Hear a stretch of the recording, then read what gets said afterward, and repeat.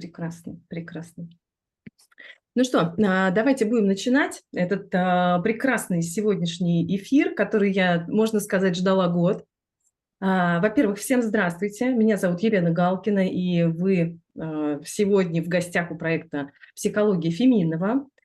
И сегодня также у меня в гостях Хосе Антонио Гара, аргентинец, психотерапевт, фасилитатор биоданзы, бывший политик, бизнесмен, юнгианский аналитик. Я думаю, что вот его жизненный опыт можно перечислять еще минут 10, чтобы действительно в полном объеме рассказать, что это такая за интересная многогранная личность.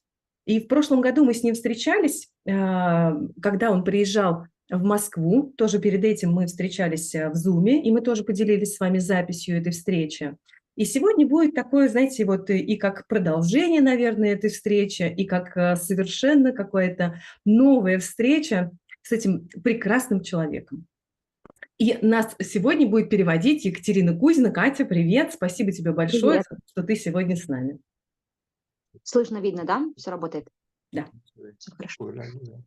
Bueno, José, te traduzco lo que dijo Elena, ¿vale? Rapidito. Que Sí, cómo no. te presentó, te dijo que, Sí. bueno, dijo que eres profesor, profesor de biodanza, psicoterapeuta, analista junguiano, que fuiste también político, fuiste economista, que podríamos enumerar un montón de tiempo todas las cosas que hiciste en la vida, y que el año pasado también nos vimos en el mismo proyecto, también con Elena, y que hoy estamos continuando el encuentro del año pasado y continuándolo con algún tema nuevo, a lo mejor.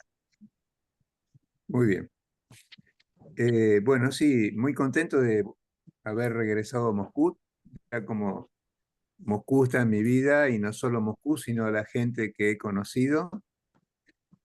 Я очень рад Sí. вернуться в Москву, снова сюда приехать, потому что для меня Москва — это такое интересное, важное место на карте, и также, собственно, мне важен не столько сам город, сколько люди, которых я здесь встречаю. Tengo un buen recuerdo de todos, de los seminarios que hemos realizado el año pasado y el anteaño. Y también los recuerdo a todos, porque hay algo que a mí me interesa mucho, es seguir conectados con las personas, y cada persona que pasa por un seminario, tengo alguna referencia, me acuerdo de esa persona, así que va a ser un gusto volver a encontrarme con ellos para compartir buenos momentos, buenas vivencias, y también sentir que la amistad es posible y que los corazones se pueden unir más allá de las distancias que nos separan. И у меня очень теплые воспоминания от моих прошлых поездок в Москву. И я помню всех, кто приходил на семинары на наши, потому что это то, что мне очень важно, то, что я очень люблю, это сохранять связь с людьми, которых я встречаю. И я всех вас помню. Каждый, кто проходит через семинар биоданзы, он остается в моей памяти. И я очень рад снова буду вас увидеть или увидеть новых людей, и вместе прожить эти моменты и чувствовать, что дружба возможна, и что сердца могут соединяться таким образом. Спасибо. Así que, bueno, estoy disponible para las preguntas que quieran hacer sobre las actividades que realizaremos este mes en Moscú. Так что буду очень рад услышать ваши вопросы и ответить на них насчет тех мероприятий, которые у нас будут происходить скоро в Москве. Да, спасибо большое. И на самом деле сегодняшнюю нашу встречу я назвала как один из семинаров, который будет. Да, это пробуждение чувств, страсть, жизнь, инстинкт. И вот мой первый вопрос к Антонио, и пусть он будет такой, как флёр, да, от прошлой нашей встречи, когда мы говорили про либидо, когда мы говорили про эротизм, когда мы говорили про сексуальность, вот про всю ту энергию, которая позволяет нам двигаться в жизни. Вот в этот раз мы говорим про пробуждение чувств. И у меня возник здесь вопрос, да, мы же их пробуждаем, когда они погасли, да, то есть что-то с человеком произошло, раз нужно ему снова напомнить о том, что такое жажда жизни, о том, что такое страсть, любовь, энергия. Что происходит и почему так происходит, что к этому людей приводит, и, может быть, как вообще определить вот этого человека, у которого на данный момент, да, вот что-то произошло с чувствами, что-то вот какое-то, как-то они притупились, да, и, может быть, как это влияет на человека. Вот такой вот будет мой первый вопрос. Мгм. José, pues la primera pregunta viene de parte de Elena Sí, y es en una especie de continuación de del tema del que hablamos el año pasado. Pues el año pasado hablamos del libido, del erotismo, de la sexualidad y hoy el encuentro lo llamamos, esta reunión de ahora, el despertar de los sentimientos, la pasión y el instinto. Entonces la pregunta es esta, si hablamos del despertar de los sentimientos, significa que los sentimientos están como apagados o medio apagados. Y la perdón, pregunta es, como, perdón. Es el despertar de los sentidos, sí, de los vale, sí, sentidos. Sí. sí. Sentimientos Mira, también, por supuesto, pero de los sentidos, digamos, de todo esto lo que el ser humano dispone para poder conectarse con la realidad y con el mundo y con todo lo que está, lo que existe alrededor de uno, ¿no? sí, es que no solo es la misma palabra, por eso es como, bueno, sí. Eh, Entonces, la pregunta es que si hablamos del despertar de los sentidos y de los sentimientos también, significa que están apagados o medio apagados. Y la pregunta es, ¿cómo qué sucede para que la persona pierda esta conexión con sus sentidos y sus sentimientos? Y cómo podemos identificar que, bueno, esta persona igual le falta esto, Mm. que va un poco con los sentidos y sentimientos apagados, que no funcionan, que no están vivos. Y la pregunta es, sí, ¿cómo lo identificamos? ¿Qué es lo que pasa para que la persona pierda esta dimensión de la vida y qué podemos hacer? Bueno, básicamente eh, la persona va perdiendo un poco esta conexión con sus propios sentidos a partir de un proceso cultural que cada vez nos aleja más de lo que somos y lo que sentimos, sino que tenemos que seguir determinados patrones de conducta para poder responder a la que la sociedad y la cultura espera de nosotros y vamos cada vez más dejando de sentir la esencia de la vida, ¿no? Entonces, cuando miramos y no vemos, ¿sí? Cuando tenemos que expresar si podemos expresar lo que queremos, estamos condicionados. O cuando necesitamos estar en un espacio amoroso para expresar lo que sentimos, también sentimos cierta represión cultural. Por supuesto que no todas las personas, algunas personas han descubierto un poco esto del sentido de la vida. ¿Para qué vivimos? ¿Cuál es el sentido de la vida?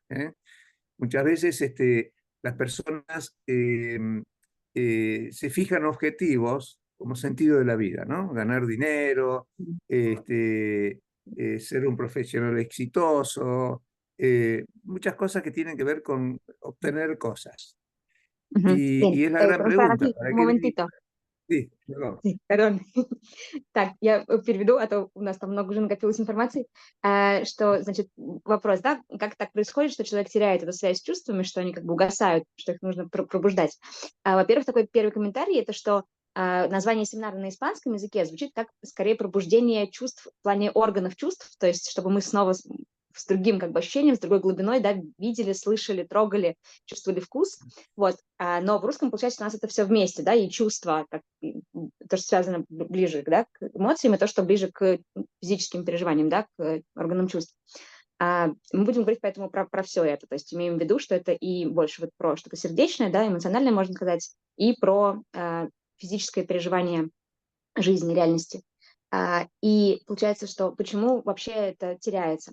Потому что человек растет, воспитывается, живет в условиях общества, да, в какой-то определенной культуре, и чтобы он, для того, чтобы откликаться каким-то наилучшим образом на то, что культура и общество ему преподносят, на те вызовы, которые есть вокруг, на то, что просто вокруг него происходит, человек учится определенным образом реагировать и откликаться. И в этом процессе он теряет большую часть связи вот со своим телом, со своей жизнью, со своими переживаниями и перестает чувствовать саму суть жизни. И вместо этой сути, вместо переживания непосредственного, человек следует определенным паттернам поведения. И получается тогда, что мы смотрим, но не видим, что мы что-то переживаем, но мы не всегда можем это выразить, потому что нам кажется, что это как-то неуместно, что это как-то не принято, что это как-то рискованно, и поэтому мы не выражаем то, что мы хотели бы выразить. И даже часто, когда мы хотим проявить что-то очень позитивное, проявить свою любовь, мы тоже не всегда можем это делать свободно. И это связано в том числе с вообще тем, как мы ориентируемся в жизни, тем, что мы считаем смыслом жизни. Потому что часто люди как смысл жизни ставят какую-то цель, связанную с чем-то конкретным. Достичь чего-то, быть успешным профессионально, что-то иметь и так далее. Sí, En vez por del eso sentido de cuando, la vida tenemos objetivos. claro, objetivos concretos, que también es válido, ¿no? Porque todo el mundo se plantea a sí mismo qué voy a hacer de mi vida, ¿no? Pero esta pregunta que por ahí es tan simple, tiene una complejidad muy grande, porque equivocamos o confundimos en obtener objetivos, como dije antes, acumular dinero, tener fama, ser exitoso en la profesión, que todo muy válido. Pero podemos tener todo eso y sin embargo no somos felices. Entonces, quizás habría que preguntarse si el sentido de la vida no es exactamente la vida. No preguntarse tanto, voy a tener tantas cosas, yo no tengo que vivir. Y para vivir tengo que aplicar primero todos los sentidos posibles para poder conectarme con el aquí y ahora, con la vida presente, con que a mí me hace sentir bien, ¿sí? Мгм. Entonces, muchas veces postergamos esto, el deseo de sentirse bien, sí, Мгм. И этот вопрос, с одной стороны, простой, с другой стороны, очень сложный. Казалось бы, да, зачем мы живем, какие цели мы себе ставим, потому что в самих целях нет ничего плохого. То есть это совершенно нормально и хорошо, да, ставить какую-то цель перед собой, потому что нам всем необходимо ответить на вопрос, что я сделаю со своей жизнью, что я с ней делаю, куда я иду, что я хочу из нее создать. И вот эти цели, да, как развиться профессионально, быть успешным, как иметь какое-то количество денег, иметь какое-то количество комфорта и так далее, это все хорошие цели, но проблема в том, что зачастую, когда человек их достигает, это не означает, что он становится счастливым благодаря этому. И вопрос тогда, как же мы можем параллельно как бы с вопросом о целях, да, задаваться вопросом о том, что позволяет мне чувствовать себя живым, что позволяет мне быть счастливым. И необходимо задавать себе вопрос, как я могу чувствовать эту жизнь, и для того, чтобы а, проживать, нам необходимо соединяться с моментом здесь и сейчас, и для этого нам нужно активно задействовать наши органы чувств. Нужно чувствовать эту связь, соединенность с жизнью, которая присутствует прямо сейчас вокруг нас. И мы часто откладываем этот вопрос на когда-нибудь потом. У нас приоритетом идут цели, какие-то события, а вот это ощущение жизни мы как бы откладываем до лучших времен. Vale, pues que postergamos esta necesidad de vivir, ¿sí? Estamos haciendo otras cosas. sí, y de esta manera vamos perdiendo la posibilidad de conectarnos con nuestros instintos más primarios. Nos alejamos de las emociones placenteras y los instantes mágicos que nos da la vida, conectarse con la vida. Esto en И parte таким образом es, мы теряем связь с нашими инстинктами и отдаляемся от этой способности проживать жизнь и отдаляемся от тех волшебных моментов, которые нам жизнь дарит. y entonces cuando perdemos esta posibilidad, nos vamos conectando con el displacer, con distintas patologías, con distintas situaciones en las cuales la vida se nos complica. Pero, ¿podrías repetir esto? Esto quiero decir, digamos, que Sí. al no estar conectado con nuestros sentidos y con el verdadero sentido de la vida, que es la vida misma, vamos perdiendo esa posibilidad de conexión y vamos perdiendo vida, ¿no? Entonces, este es un mal de nuestra sociedad. Por eso que la biodanza aparece como un sistema de integración afectiva, integración humana, de conexión entre las personas. Y esto tiene que ver mucho con el tema del seminario. Мгм. И получается, что отдаляясь так от своих инстинктов, отдаляясь от эмоций, которые приносят нам удовольствие, отдаляясь от этих волшебных моментов и подарков в жизни, мы теряем вот эту способность проживать жизнь и чувствовать в себе соединенность с жизнью, с другими людьми, с самим собой. И вот, будучи в этой отсоединенности, мы теряем как бы саму жизнь. То есть нам кажется, что мы нашли какой-то смысл жизни, какую-то цель, мы вроде как на него работаем, но по дороге мы теряем саму вот эту жизнь, само переживание, которое есть в каждом моменте. И это такое заболевание современного общества, это потеря связи.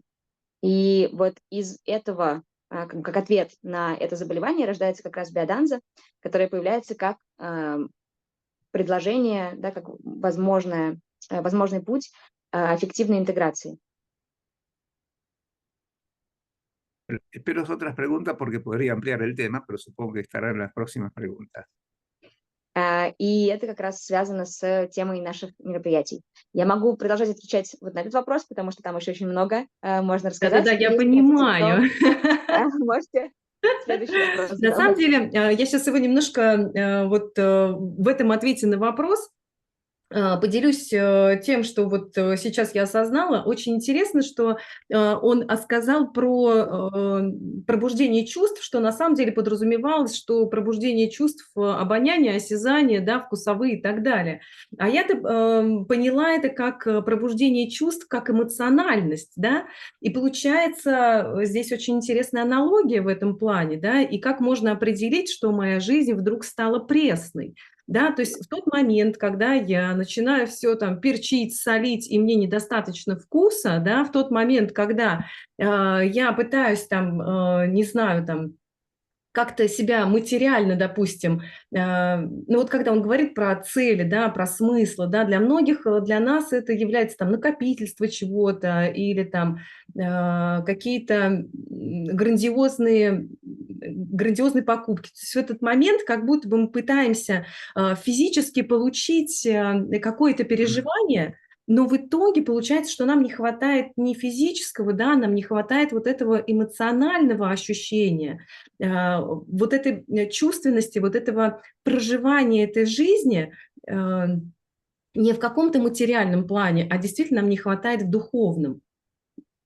И получается, опять же, как я понимаю, да, вот здесь мы обращаемся к телеске для того, чтобы через физические переживания, да, получить уже вот это духовное, душевное, я не знаю, состояние красоты жизни, вот это внутреннее ощущение прекрасности того, что происходит, ценности вообще всего, всей жизни в мелочах, вообще на ежедневной основе. Вот правильно я это понимаю, что это очень сильно, получается, взаимосвязано между собой? Bueno, José, la pregunta es esta, además, otra vez con lo de sentidos y sentimientos, que como Elena lo entendió, como en ruso es una palabra única, ¿sí? Para las dos cosas, Sí, entonces Elena quiere comentar que lo había entendido como, como sentimientos, ¿sí? Y sí, luego sí, está bien. viene como un razonamiento y que quería comprobar contigo si es válido o no, ¿vale? Esta idea de que como los sentimientos o los sentidos van asociados y que podemos darnos cuenta de que algo no va bien cuando, por ejemplo, cuando, por ejemplo, vemos que queremos echar más pimienta o más sal a los alimentos, o que queremos comprar cosas, o que queremos experiencias como más de algún estatus, ¿no? Algo de material, algo de físico, y que como intentamos llenar el hueco que tenemos dentro, y que este hueco en realidad no es que quiero un coche o quiero algo lujoso, sino que es un hueco como es un vacío espiritual, y que en este momento lo que podemos hacer es dirigirnos hacia nuestro cuerpo, que es a través del cuerpo y de los sentidos que podemos llegar a experimentar esta dimensión espiritual y trascendente, y que podemos experimentar esta sensación de que la vida es preciosa, de lo bello que es todo lo que nos rodea, de los detalles y de las cosas pequeñas de la vida. Es cierto. И, Катюш, а можно я еще добавлю, да, чуть-чуть, потому что, опять же, у Хосе грандиозный опыт, да, он является психотерапевтом, но в Москву, опять же, в Россию он приезжает не с семинарами, да, не с какими-то лекциями, он приезжает с классами биоданзы. То есть мы работаем с вопросами духовности, да, мы работаем через телесную практику. Вот получается, что в этом и есть какой-то сакральный смысл. То есть он же выбрал именно этот способ, значит, он может быть наиболее эффективный. Y como continuación de esta pregunta, que vos que tenés tanta experiencia en diferentes ámbitos, que sos psicólogo, psicoterapeuta, que no llegas aquí con un taller de psicología, ¿sí? Llegas aquí con un taller de biodanza. Entonces, igual es esta como la respuesta, ¿no? Que trabajamos con lo psicológico y lo espiritual a través del cuerpo, de movimiento y de biodanza. Entonces, esta es como la esencia del trabajo que podemos hacer, ¿o cómo es? Sí, sí, bueno, por supuesto que lo hago en el marco de un taller de biodanza, en función del marco teórico de la biodanza y también en función del pensamiento y la idea del creador de la biodanza, de Rolando Toro, ¿no? Rolando Toro decía cosas muy, muy concretas, ¿no?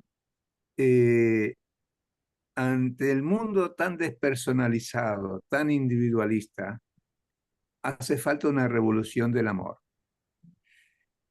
que implica no solo sentirse bien, sino compartir esto, el placer de sentirse bien con otras personas a través de una mirada, de una palabra amorosa, de una caricia, de un abrazo.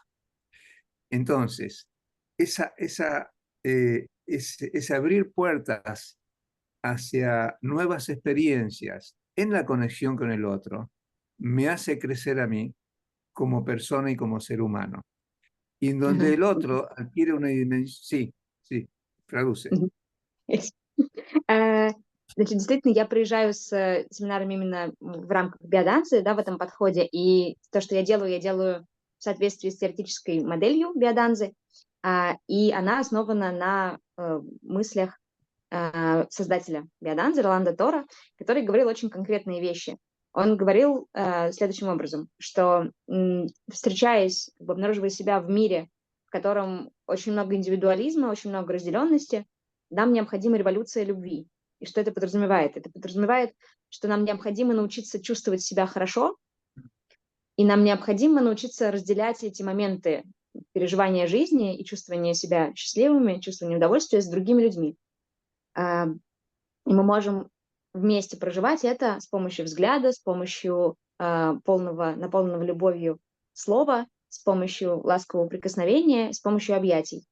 И благодаря такому взаимодействию мы открываем двери для того, чтобы мы открываем как бы внутри себя и снаружи тоже эти двери, благодаря которым мы чувствуем эту соединенность с другим и контакт с другим, и вот это совместное переживание жизни с другими людьми позволяет мне расти как человеку, как личности. Y el Entonces, otro. Ujú. sí, entonces, el efecto de esta cultura tan individualista que nos hace perder un poco el amor a nosotros mismos y de amor al prójimo. Entonces genera no solo una sociedad, digamos, con problemas, una sociedad disociada, muy individualista y competitiva, sino también en las personas genera una disociación y no le hace tomar conciencia de sus propias carencias afectivas y las necesidades de compartir con otros. Мгм. И получается, что вот эта культура, основанная на индивидуализме, она заставляет нас терять любовь, которую мы можем испытывать к самим себе, с одной стороны, и с другой стороны, она тоже никак нас не воспитывает и ну, как бы не дает нам те условия, в которых мы могли бы более полно и с удовольствием любить другого. И получается, что следствием этого является то, что в обществе очень много диссоциированности, что в ней очень много в нем очень много соревновательности, но это также приводит и к тому, что внутри человека есть эта диссоциация, и часто люди сами даже не осознают, что у них есть какая-то внутри нехватка, какая-то трудность с тем, чтобы переживать жизнь или выражать свои чувства. То есть можно даже просто не подозревать, что это оказывается заблокировано и не живо. Ну, а по каким признакам Por это? eso en biodanza. Sí, sí, sí, pregunta. Как это можно понять, да? Потому что действительно Я думаю, каждый по себе, наверное, знает о том, как постепенно мы приходим к какому-то депрессивному состоянию. И действительно, на данный момент в мире статистика по диагнозу депрессии, мне кажется, она просто бьет всевозможные невозможные рекорды. Огромное количество людей сидят на антидепрессантах. Но приходят же люди к этому постепенно, да, то есть они не замечают вообще, как вдруг что-то происходит. Это же не происходит каким-то щелчком. То есть как можно это вообще отследить, что со мной вот происходит что-то не так, да, вот пока не дошло это до каких-то серьезных действительно диссоциаций. ¿Y cuáles son las señales que nos pueden indicar que no estamos yendo en la buena dirección? Porque ahora los índices de depresión son altísimos y baten todos los récords como de trastornos, ¿no? De enfermedades. Entonces hay muchísima gente que toma antidepresivos y la pregunta es, como muchas veces la gente no se da cuenta solo cuando ya está al límite y no puede más. Y la pregunta es cómo podemos darnos cuenta antes, como cómo podemos evaluar nuestro estado y darnos cuenta de que, bueno, algo no va bien, necesito cuidarme, necesito hacer algo para no estar en la depresión. Bueno, yo creo que todo comienza cuando uno empieza a tener insatisfacción de la propia vida, cuando uno siente que la vida no me alcanza, algo me está faltando. Digamos como que por más que yo insista en cuestiones de profundizar lo que hago, eh, siento que lo externo no me está dando la satisfacción que yo necesito. ¿Pero por qué? Porque lo que está empezando a fallar es toda la información interna de sentirse bien uno mismo por sí y intenta buscar afuera lo que no puede obtener adentro. Entonces ahí uno empieza con ansiedad, con angustia y por supuesto viene la depresión y como primera información. Si eso uno no toma en cuenta y no pide ayuda, porque en ese momento uno tiene que pedir ayuda de un profesional que lo acompañe, porque si uno llegó a esa instancia es que no tiene recursos como para poder parar antes o resolverlo de alguna manera. Es el momento de confrontar con uno mismo y decir, bueno, algo tengo que hacer, pido ayuda, que es lo más difícil que le sucede al ser humano, porque esta construcción del yo es tan fuerte que quizás no le permite reconocer que tiene sus carencias y que necesita tener ayuda. Получается, что начинается все с момента неудовлетворенности, то есть ощущение, что я вроде бы стараюсь, я что-то делаю, я проявляю активность, я стараюсь развиваться, но что-то не работает. Моя жизнь не приносит мне чувство удовлетворения. И то, что есть вокруг меня вовне, даже если это что-то хорошее, может быть так, что оно меня не удовлетворяет, не радует меня. И получается тогда, что дело не в том, что вовне, а в том, что происходит внутри, и в той информации, которая изнутри дается нам нашей системой. И получается, что мы иногда пытаемся снаружи найти то, что на самом деле находится внутри и имеет внутреннюю природу и решается тоже внутри. И начинается все вот с этого ощущения неудовлетворенности, с тревожности, с подавленности, и потом приходит депрессия. И это, конечно, момент, когда необходимо попросить о помощи. И это может быть очень трудно, потому что получается, что в этот момент у человека уже нет внутренних ресурсов решить это, и ему необходима помощь извне, помощь от другого человека, от специалиста, но может быть очень трудно совершить этот шаг и признать, что, кажется, мне нужна помощь, потому что вот эта конструкция «я», она очень мощная и жесткая, и признать, что я не справляюсь, может быть очень, очень трудно.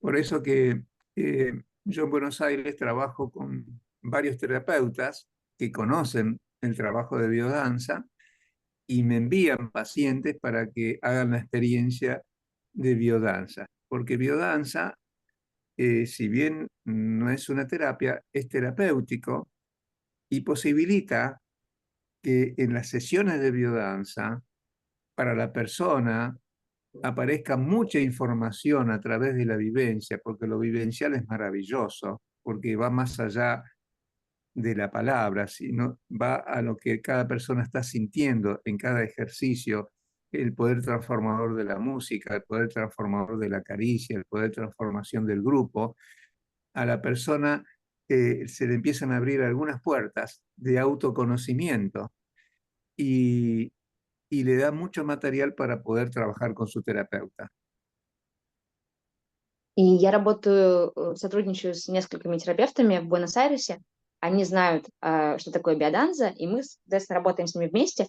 И часто они ко мне направляют своих клиентов, да, пациентов, и потому что биоданза — это не терапия сама по себе, но у биоданзы есть большой терапевтический эффект. И это может очень сильно помогать в работе с психотерапевтом человеку, потому что то, что происходит во время сессии биоданзы, это мы называем вивенсией, то есть очень интенсивно проживаемым моментом, опытом, это что-то, что находится за пределами слов. И во время сессии биоданзы человеку открывается очень много информации, той информации, которую он, может быть, которую он не смог бы получить доступ через просто слова и беседы. Потому что во время сессии биоданзы то, что работает, это трансформирующая сила музыки, трансформирующая сила прикосновений, трансформирующая сила группы, потому что всегда сессии происходят в группе. И таким образом открываются двери, и человек очень много чего вдруг переживает, замечает, узнает, видит про себя, что в других условиях просто не видно. И это может быть очень ценным материалом для дальнейшей психотерапевтической работы. Bueno, otra pregunta. Еще вопросы? Я думаю о том, что получается очень классно совмещать, да, когда у тебя есть терапия, когда у тебя есть какой-то такой говорительный эффект, да, со специалистом, да, и здорово также это объединять с биоданзой. Я просто думаю о том, как классно, может быть, даже этот метод использовать в своей работе, например, да, там, психологом. Я об этом прям задумалась сейчас. Y como me hiciste pensar, dice Elena, que la hiciste pensar en este poder de combinar, ¿no? De tener las dos cosas, de tener la oportunidad de trabajar con el especialista, de estar solo con él, de poder hablar, procesar la experiencia a través de la palabra, del contacto con el especialista, con el profesional, y al mismo tiempo tener esa experiencia de biodanza. Está pensando cómo lo útil que es para los psicólogos, que los psicólogos a veces como a lo mejor les falta esto y que les podría servir mucho.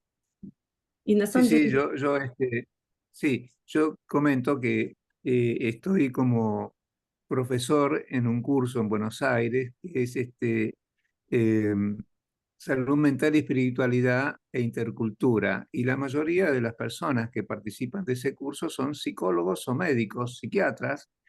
Y claro, cuando les doy una clase de biodanza, se sorprenden de cómo se sienten ellos mismos transformados. Entonces son gente que después dice, bueno, la biodanza es una buena práctica que me puede ayudar. Cuando el psicólogo puede superar el tema este del ego y de la competencia, porque nosotros no somos competencia, cuando el psicólogo puede entender que la biodanza no es competencia de la psicología, sino que es un complemento que ayuda y que le facilita a la persona conocerse mejor a sí mismo, entonces se produce una posibilidad, se abre una posibilidad muy grande. Por eso es importante que los facilitadores acá de Moscú que son muchos psicólogos, que tengan contacto con las asociaciones de psicólogos, con los grupos de psicólogos, para que puedan experimentar ese poder maravilloso que nos da la biodanza de poder conectarnos con nosotros mismos y fundamentalmente abrir nuestro corazón para poder conectarnos con otras personas. Все так. То есть это, правда, очень сильное соединение, очень сильный альянс. И все говорит, что я являюсь преподавателем на одном курсе в Буэнос-Айресе, который как раз направлен на участников, которые являются психологами, врачами, психиатрами. И когда они переживают вот этот опыт, когда я провожу для них биоданзу, они очень удивляются тому, насколько у этого мощный эффект, насколько они чувствуют какую-то трансформацию в себе.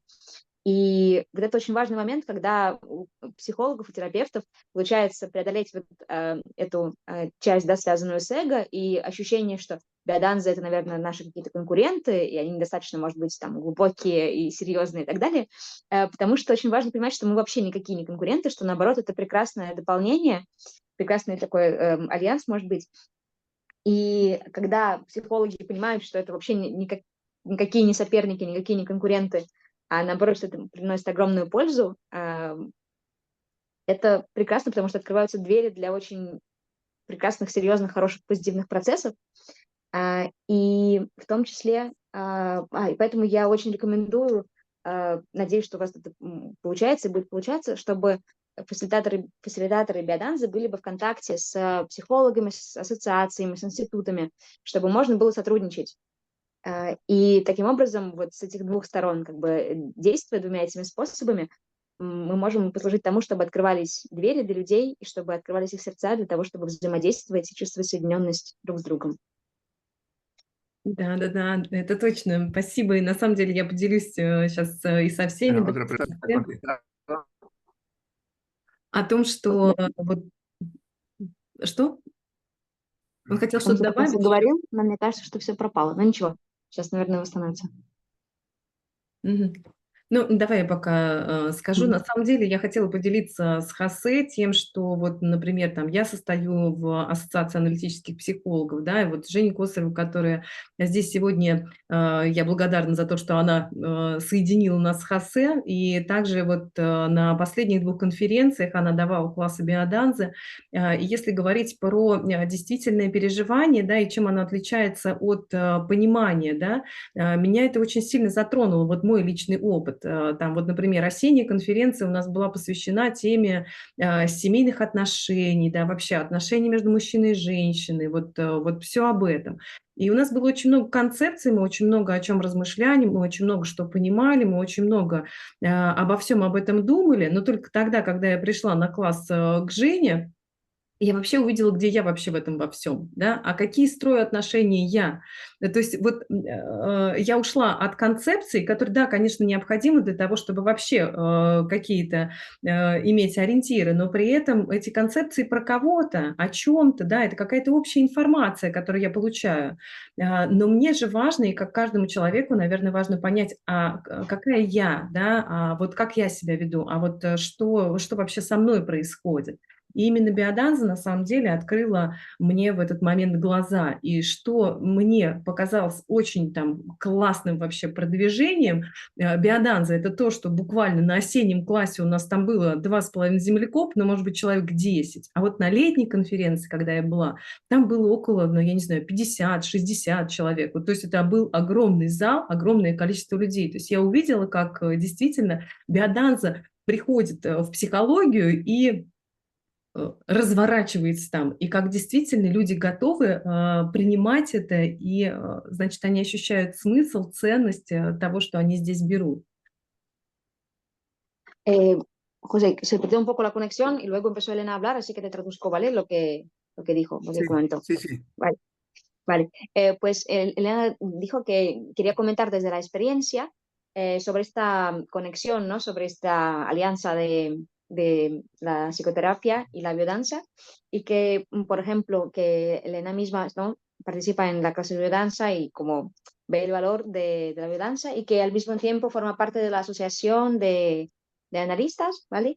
De los analíticos y que Reina, que también está aquí, que también es como facilitador de biodanza y psicóloga y también está mucho en conexión con los psicólogos, los psicoterapeutas, que es muy importante esta correlación entre experimentar y razonar y entender y la diferencia entre las dos cosas. Y puso el ejemplo de que en otoño tuvieron un congreso en el que hablaron muchísimo de las relaciones en familia, de diferentes conceptos y que hubo muchísimos conceptos y que sirven de verdad para orientarnos, sirven para enriquecer la manera de la que vemos el mundo, de la que vemos las relaciones, pero lo que pasa es que estos son conceptos y luego cuando Elena fue en el marco de aquel congreso a la clase de biodanza que Jenny estaba dando, que sintió que de verdad como pudo entender dónde estaba ella en todo eso, como qué relación tienen esos conceptos con su vida real, qué tipo de relaciones está construyendo, cómo se sienten estas relaciones. Y es ahí donde se dio cuenta de la importancia de experimentar y del valor que da la biodanza, de poder ver dónde estoy yo en este momento en mi vida, de verdad. Porque los conceptos son los conceptos y la vida y la realidad es lo que es. Y que también otro comentario que vio un avance muy grande en la participación, porque en otoño hubo, no sé, 10 personas en la clase de biodanza en aquel congreso, pero luego en verano ya hubo 50 o 60 personas. Entonces, alegra mucho verlo porque parece que la gente se da cuenta del valor que trae la biodanza y ven que y que a Elena le alegra mucho ver cómo la biodanza entra en el mundo de la psicología y se está desplegando ahí, está tocando a las personas, está llegando y que las personas tienen este deseo de responder y de participar. Sí, sí, me parece maravilloso y tienen que seguir en ese sentido y en la medida que yo pueda colaborar, con mucho gusto. El tema И это que uno en прекрасно. la Я очень universidad, желаю вам продолжать sí, двигаться в этом направлении и готов всеми силами помогать вам тем, чем смогу, потому что это, правда, очень важно. porque en la universidad uno aprende muchas cosas muy valiosas, ¿eh? Todo lo intelectual, las teorías, maravilloso. Pero para ser un buen terapeuta hay que aprender a vivir. Y esto es lo que no nos enseñan en la facultad, aprender a vivir o a ser mejores personas. Entonces, vivimos en un mundo donde lo intelectual y lo racional es lo que manda, pero si a eso le agregamos la experiencia de vida y experimentar sobre uno mismo qué le está pasando, experimentar sobre uno mismo sus emociones, sus carencias, y poder cómo puede verlo más allá de las palabras, en un lenguaje no verbal. Y entonces el terapeuta puede incorporar eso como un mecanismo, un instrumento para obtener información.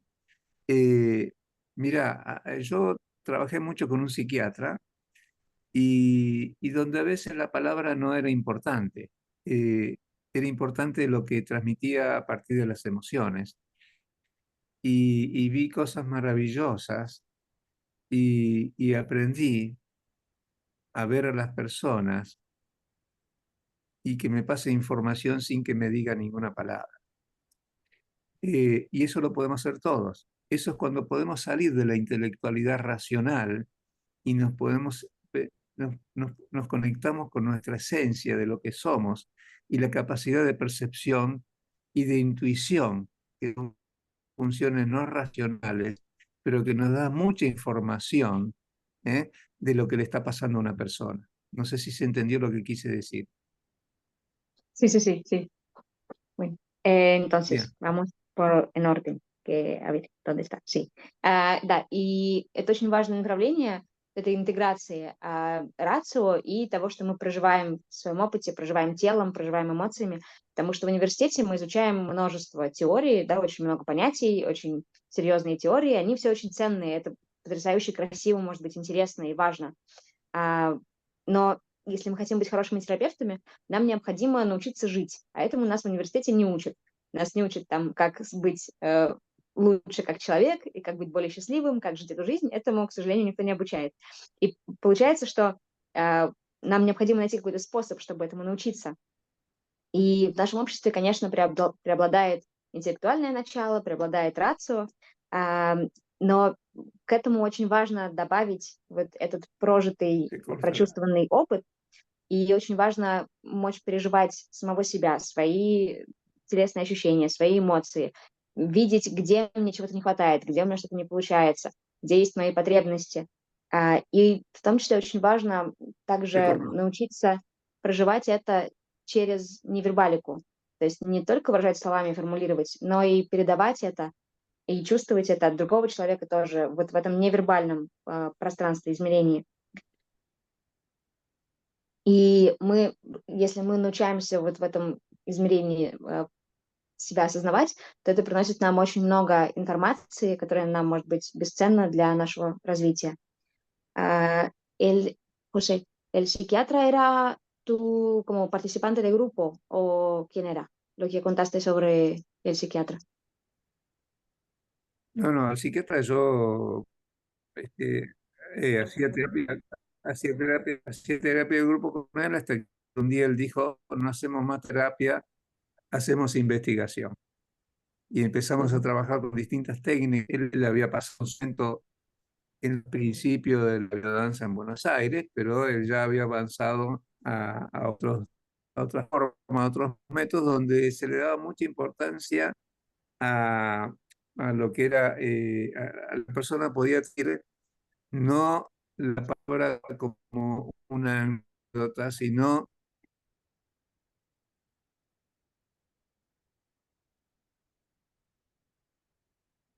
Як там Вань, там перебивали? что-то зависло, может быть, ты пока... Он вообще, да, пропал. Ну, сейчас Да, подсоединится, переведи, пожалуйста, пока что. да, то, что было. Хорошо.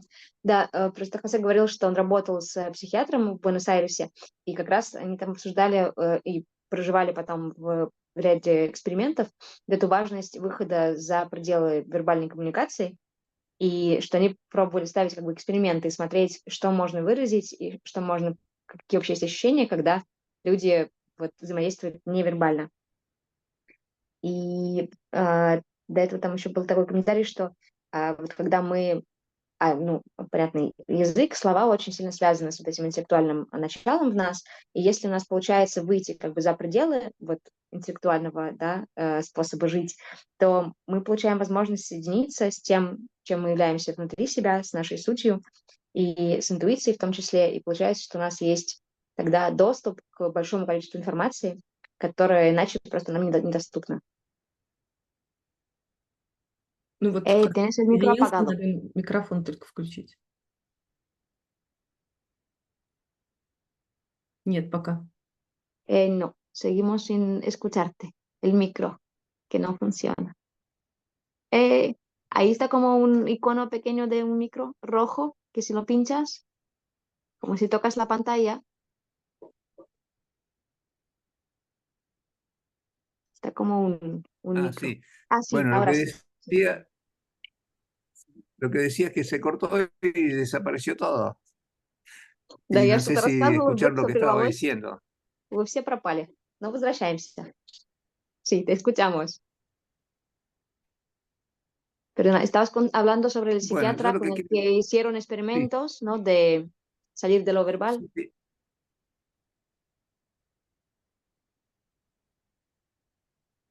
sí, sí, y trabajábamos de otras, por ejemplo, trabajábamos con las voces.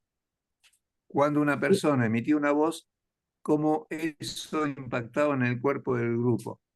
Trabajamos en grupo, ¿no?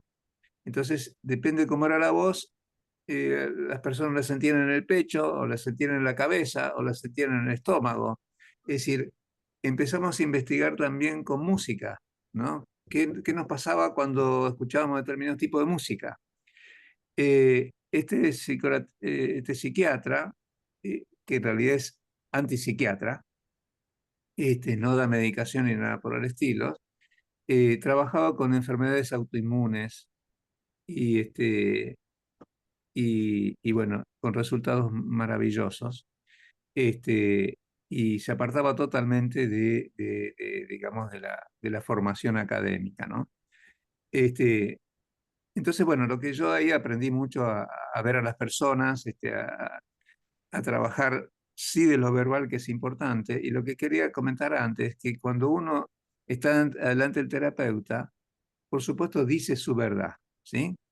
Todo el mundo decimos la verdad, pero ¿desde dónde surge esa verdad que nosotros transmitimos? ¿Desde dónde surge esa verdad? Si, por ejemplo, yo tengo como paciente, como clientes, a una pareja y tienen una situación determinada, cada uno me va a dar su versión de lo que pasó en esa situación. Entonces, ¿cómo necesito para saber por dónde pasa la verdad? Es lo que nosotros decimos, ponerlo en situación. Entonces tengo que poner en una situación similar a la que estuvieron viviendo para ver qué está sucediendo y de ahí me surge la verdadera información, no la que me dice uno ni la que dice el otro.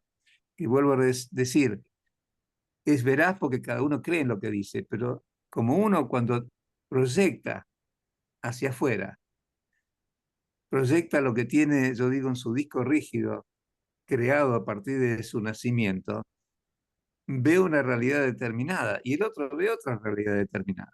¿Mm? Y esto es, sería para hablar mucho más porque tiene que ver cómo uno construye un personaje, porque en realidad somos personajes caminando por la vida con un argumento escrito. ¿Eh? El tema es cuando uno entra en crisis y tiene la posibilidad de analizarse y ver si ese argumento de vida que construyó para uno es el correcto o no. Мгм. Y es el momento que uno dice, bueno, yo tengo que cambiar. Мгм. Да. А насчет Sí. вот работы с психиатром, там было очень интересно, потому что тот психиатр был очень необычным, он был на самом деле такой антипсихиатр, потому что он очень далеко отошел на самом деле от того, что преподается в университетах обычно, и от того, что делают психиатры профессиональные. А он был тоже профессиональным психиатром, но его подход был другим. Он говорил, что давайте мы не будем устраивать психотерапию, давайте мы будем исследовать. И, например, они там много экспериментировали в этой группе, в том числе с голосом, например. И когда один человек использовал свой голос, да, как-то звучал, и люди, например, откликались, говоря, где в их теле это отзывается, какие у них ощущения это вызывает. И они также экспериментировали с музыкой, и там было очень много вообще разных интересных подходов, моментов. И этот как раз человек не прописывал никому никакие препараты, но работал даже с аутоиммунными заболеваниями и с разными совершенно пациентами, с разными людьми, и у него были очень значительные, серьезные результаты его работы, хотя это было совершенно, да, не похоже на то, что обычно психиатры предлагают. И вот Хосе говорит, что он там очень многому научился. И другой вот еще комментарий такой, что когда человек находится напротив психотерапевта, то он, конечно же, говорит правду, да, он верит в то, что он говорит, когда он делится своими переживаниями, своими мыслями. Но вопрос, откуда эта правда, которой он делится, которую он выражает, откуда народом, как бы, эта правда. Потому что, например, вот Хозе говорит, что у него были пациенты, клиенты, пара, мужчина и женщина, и у них вот была какая-то ситуация, и они хотели как-то её разрешить, обсудить, найти выход, и каждый давал свою версию, да, этой ситуации, рассказывал, и каждый говорил правду, то есть он верил в то, что он говорит, что он выражает, но при этом это были совершенно разные две реальности, да, их было очень трудно как-то совместить. И вот вопрос, а где тогда истина, да, вот между этими двумя версиями? И ответом может быть такая вещь, что мы можем попробовать воссоздать ситуацию, которая произошла, и посмотреть, что возникает вот в моменте, да, между людьми, когда они оказываются в похожей ситуации, в похожей обстановке. Потому что часто то, что мы говорим словами, это то, что у нас записано на, вот как Вася говорит, на жестком диске, который у нас там с рождения, да, заполняется, создается и конструируется наш персонаж. Потому что мы, на самом деле, все являемся такими персонажами сконструированными, и мы идем по жизни, имея какой-то особенный сюжет, который нас ждет, да, сюжет разворачивания нашей жизни. И он как будто уже написан, этот сюжет. И часто только когда человек оказывается в кризисе глубоком, он оказывается способен остановиться и проанализировать, вообще посмотреть на то, вот, что я делаю, да, что на моем жестком диске, что это за сценарий, что это за персонаж. И, может быть, в этот момент человек может решить что-то изменить и уже осознанно простроить этот новый сюжет, новый сценарий. Да, очень интересно. Вы знаете, мне сейчас я вспомнила наше взаимодействие еще с учителем, со Свеном Доннером, когда вот тоже была история семейной пары, и когда вместо того, чтобы он им дал задание, вместо того, чтобы говорить, да, и каждому свою какую-то историю, он им предложил прозвучать, пропеть, да, прорычать какими-то звуками что они чувствуют, как они видят эту историю. И в итоге, именно в этот момент, когда они делились друг с другом звуковыми переживаниями, да, во-первых, они смогли услышать друг друга, а во-вторых, они смогли вот даже в звуке найти какую-то общую тональность, да, которая в итоге привела к их взаимодействию.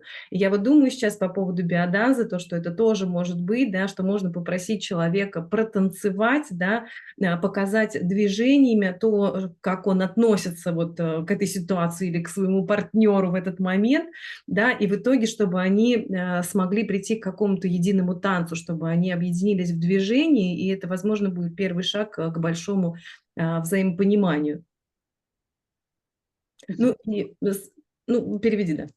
Хорошо.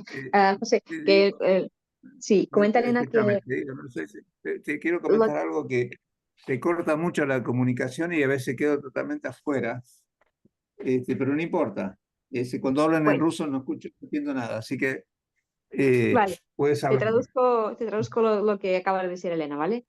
Sí, Eh, sí. que lo que dijiste sobre la pareja, por ejemplo, ¿no? Esta como comunicación no verbal que nos revela muchísima información, que dice Elena que le recordó eso, un caso al que asistió ella en un seminario de Sven Donner, cuando él eh, pidió a la pareja, que también tenía problemas, tensiones, que usara la voz para expresar lo que sentían, pero sin palabras, con, bueno, Sonido. Sí. cantando o gimiendo, bueno, haciendo sonidos, ¿no? Y que fue muy curioso ver cómo lo expresaban y también cómo lograron encontrar una especie de una nota común, ¿no? Como sí, como esa parte, ¿no? Esa frecuencia común en las voces y que luego esto les ayudó, bueno, esa experiencia mostró muchas cosas y luego les ayudó a encontrar esta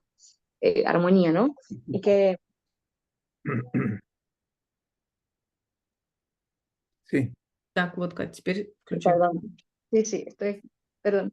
Eh, y que sí, que entonces en biodanza también se utiliza esta idea, ¿no? Esta posibilidad de expresar con el cuerpo lo que sentimos, la actitud que tenemos y a través de la posibilidad de encontrar un movimiento común, podemos lograr este primer paso en encontrar otra manera de relacionarse, otra manera de estar juntos. Así es. Sí, volviendo un poco a la temática de los seminarios, Darso tak eh, есть. justamente, sí, justamente lo que proponemos es eso, ¿no? Cuando decimos la conexión con los cinco sentidos, es la posibilidad de estar ante la realidad, en la vida cotidiana y en todas las acciones que hacemos, estar conectado con los cinco sentidos nos conecta mucho más con la realidad. ¿M?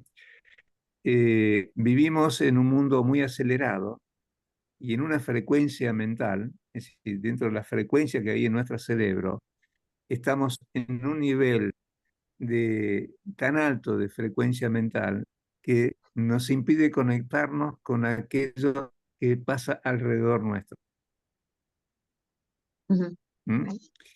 И Entonces, почему, sí, момент, почему важна вот это, важно это пробуждение органов чувств? А, Это нам помогает чувствовать реальность во время просто нашей повседневной жизни. Потому что если мы находимся в этой соединенности с органами чувств, они нас соединяют с реальностью, поскольку мир очень ускоренный, да, ритм очень быстрый, интенсивный, и также частота, с которой работает наш мозг, да, вот просто волны, да, которые происходят внутри мозга, эта частота очень высокая тоже. И за счет этого получается, что вот эта вот интенсивность активности мозга, она э, лишает нас возможности проживать реальность. То есть мы просто не можем соединяться с тем, что происходит здесь и сейчас, поскольку мы очень-очень активны внутри своей головы. entonces, esa posibilidad de conectarse con los cinco sentidos en una relación con otra persona, ya sea en una mirada, en una caricia, en una intimidad más profunda, en una conexión sensual erótica y en la exploración de la sexualidad, la persona siente que hay una expansión de sí mismo, de conexión e integración con el otro. Y no solo eso, sino también una conexión con lo cósmico. O sea que la intensidad es muy grande, pero no solo en intensidad, sino también en ampliación de las sensaciones y la ampliación del placer, ¿sí? Eh, Fíjate que este tema de lo cultural ha influido tanto que hasta en las relaciones íntimas las personas se sienten insatisfechas porque justamente no hay esa plenitud del contacto. Lo que Mm, proponemos, sí, después seguimos. ujú. Yo quiero hablar del seminario más en sí. Sí. Sí, vale. Un momento. А, Mm. И также важно, что вот эта активация, да, активизация органов чувств, она помогает нам выстраивать отношения с другими людьми. И а, то, что мы можем, если у нас вот, если мы полностью, да, более полно, интенсивно чувствуем с помощью органов чувств, то мы с помощью взгляда, с помощью прикосновения, с помощью просто присутствия рядом с человеком и с помощью также соединенности через эротизм, через сексуальность, мы можем очень глубоко соединяться с другим человеком. И что важно, что, с одной стороны, речь идет здесь про интенсивность, да, про как бы силу, насыщенность переживаний, но не только про это, а еще и про ощущение расширения, потому что часто вот люди, которые идут по этому пути, говорят, что они чувствуют очень большое расширение самого себя, да, и своего мира, своих возможностей, своих чувств, и это расширение, оно про то, как я чувствую себя самого изнутри, то, как я чувствую свою связь с другим человеком, да, близким для меня, или просто вообще с людьми, которые вокруг меня есть в моей жизни. И также это вот расширение до связи также с тем, что можно назвать космическим, да, космосом, чем-то трансцендентным. То есть это интенсивность, повышение интенсивности и также расширение в пространстве. И это расширение, оно в том числе про то, чтобы чувствовать большее удовольствие. И при этом вот общество и культура так сильно на нас влияют, что... Сейчас, секундочку. Да, что даже вот в наших близких отношениях, которые могут нам нравиться по многим, да, каким-то параметрам во многом, нам часто все равно в них не хватает какой-то определенной полноты, к которой мы стремимся, к которой нам очень хочется, да, прийти. И как раз вот через развитие чувственности, да, через развитие чувств и органов чувств мы можем прийти к тому, чтобы эта полнота стала для нас возможной, чтобы мы, в принципе, могли ее пережить. Да, Entonces, esa posibilidad que nos brinda la biodanza de conectarnos con nuestra propia esencia nos posibilita mostrarnos hacia afuera con la naturalidad de lo que somos, con la propia naturaleza que tenemos. Y desde allí, los vínculos, las relaciones, los afectos son más profundos, son más duraderos y placenteros. И таким образом, если подытожить, то возможность, которую дает нам биоданза, это возможность соединиться с сутью самого себя, да, со своим как бы ядром, и мочь проявлять это в контакте с другими людьми, и проявляться естественным образом, и давать проявляться своей собственной природе, просто изнутри нас. И это обогащает наши связи и дает нам большую палитру чувств. И таким образом наши отношения с другими людьми становятся более глубокими, более устойчивыми во времени и более приятными. спасибо, спасибо Bueno, большое. ¿alguna pregunta más? Muchas gracias. Еще есть вопросы какие-то? Нет, на самом деле мы будем сейчас уже завершать. Я хотела вот опять же поблагодарить Хосе, напомнить всем, кто вот у нас сейчас присутствует, и рассказать всем, кто будет смотреть на записи, что ХЦ приезжает, и его первые классы будут уже на следующей неделе.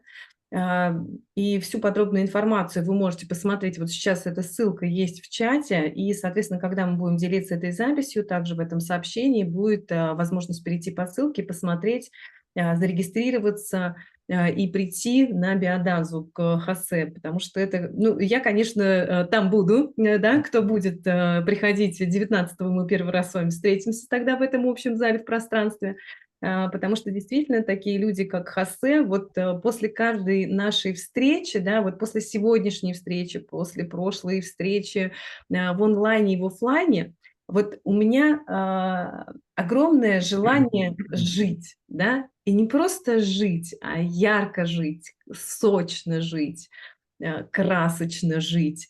Хочется ощутить вот каждой клеточкой своего тела вот этот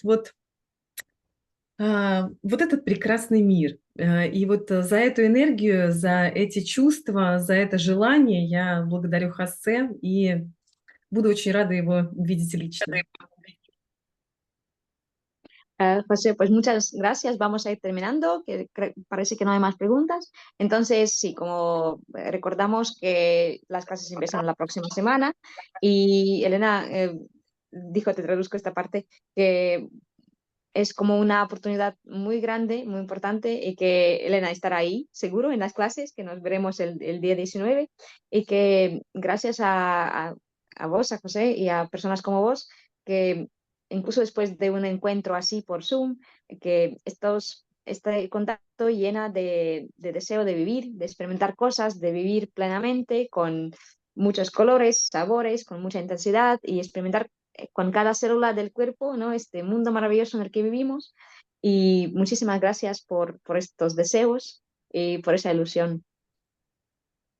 Muy bien, muchas gracias. Y justamente se trata de eso, de vivir. Большое Ese es el спасибо. И sentido de как la раз vida. то, о чем хотелось поговорить, то, что тут главное — это жить. Y que, bueno, entre el primer seminario y el segundo, si quieren volver a hacer un encuentro, no hay problema. Voy a estar en Moscú, voy a estar hasta el 25 de agosto posiblemente, así que con mucho gusto. Me encanta mucho poder conversar, me gusta mucho conversar, así que estoy disponible para cualquier cosa que estimen conveniente. Así que les mando un abrazo y un beso muy grande y espero a la gente que está escuchando o viendo que también participe de los seminarios, y a todos aquellos que he conocido en estos años que he venido a Moscú, me gustaría verlos a todos para darles un abrazo. Спасибо большое. Я всех очень тоже жду. И у нас будут 2 раза, да, по выходным встречи. И также я в Москве, скорее всего, до 25 августа. Так что если будет какое-то еще приглашение пообщаться, поговорить, я буду очень рад. И всех буду рад видеть на наших семинарах. И если кто-то, кого я уже видел раньше, если вы захотите просто встретиться и обняться, я буду очень вам рад. Так что всех очень крепко обнимаю. И до встречи. Спасибо. Спасибо, спасибо, спасибо. Катя, спасибо тебе большое за перевод. Женя, спасибо Пока-пока. большое за то, что эта Спасибо. встреча состоялась. Всем спасибо большое, что вы были с нами. Спасибо. Спасибо огромное. Да. До встречи. С большим удовольствием. Nos Пока. vemos. Muchas gracias. Muchas gracias. Спасибо.